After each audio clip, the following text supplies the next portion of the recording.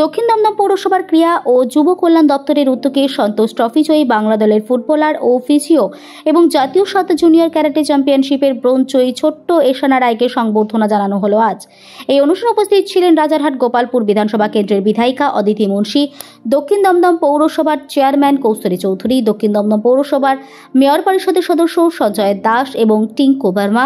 এছাড়া উপস্থিত ছিলেন নাগেরবাজার থানার ওসি তরুণ দেবনাথ। সকলেই দীর্ঘদিন বাদে বাংলা সন্তোষ ট্রফি জয়ী উচ্ছ্বাস প্রকাশ করেন এবং সাধুবাদ জানায়। এছাড়াও আসুন আমরা জেনে নিই সন্তোষ ট্রফি জয়ী বাংলা দলের ফুটবলার নরহরি শ্রেষ্ঠা ও ফিজিও ভাস্কর সেনগুপ্ত সাংবাদিকদের সামনে কি জানালেন। অনেকটাই বড়, তাই সকলকে আমার অনেক কৃতজ্ঞতা জানাই এত সুন্দর একটা উদ্যোগের জন্য। এবং আমি বলবো এখানে আমরা যারা বসে আছি এবং যারা আনাচে কানাচে ভাগ পুকুর দিয়েও দেখছি বা দেখার চেষ্টা করছি কি হচ্ছে বা বোঝার চেষ্টা করছি, আমি তাদের প্রত্যেককে বলবো মোটামুটি 2-3 সেকেন্ডের জন্য সমস্ত কাজ বন্ধ করে আমাদের আজকে যারা গর্বিত করেছেন তাদেরকে আমরা একটু উৎসাহ করতে চাই। একবার জোরে হাততালি সবাই। কিছু বলার নেই, আমরা যেই শুরু থেকে ডে 1 থেকে যা হার্ডওয়ার্ক করেছি আমরা সেটা সাফল্য পেয়েছি। আমরা সবাই খুব খুশি, কারণ আমরা বলতে গেলে আমরা মানে কোনো একটা স্পেশাল অকেশনের দিনেই আমরা প্র্যাকটিস শুরু করেছিলাম। তো ওই দিন আমাদের সব ছেলে এসেছিলো, তো সেদিন থেকে আমরা প্র্যাকটিসটা শুরু করেছি, সেই সাফল্যটা পেয়েছি আমরা খুবই। আইএফএকে আমাকে এই সুযোগটা দেওয়ার জন্য, যদিও এটা আমার নতুন নয়, এর আগেও আমি বাংলা দলে ছিলাম এবং চ্যাম্পিয়ন হয়েছি।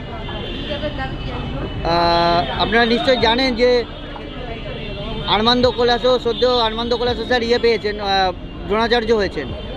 আমার সৌভাগ্য যে উনিও কোনো একটা সময় সন্তোষ ট্রফির কোচ হন গোয়াতে, এবং তিনি বলেছিলেন অ্যাট এনি কস্ট ভাস্করকে নিয়ে আসুন, এবং আমি তার সাথে কাজও করেছি। তো এটা নতুন আমার কাছে নয়, কিন্তু এবছরের ব্যাপারটা একদম আলাদা। তার কারণটা বলি, তার একটাই মূল কারণ হচ্ছে সঞ্জয় সেন।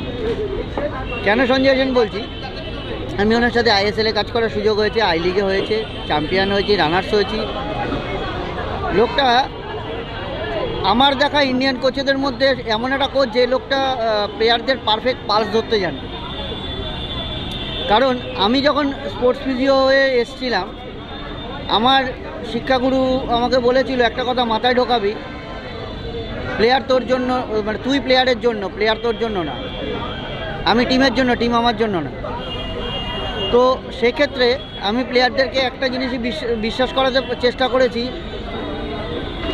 ঝাঁপিয়ে পর যা রেজাল্ট হোক, শারীরিকভাবে যা প্রবলেম হোক, আমি পেছনে দাঁড়িয়ে আছি। এই বিশ্বাসটা ওদের আনার চেষ্টা করেছি মাত্র, এবং আমি বিশ্বাস করাতে পেরেছি বোধহয় যে আমার প্লেয়াররা বা আমার ভাইরা 100% দেওয়ার জন্য ঝাঁপিয়ে গেছে।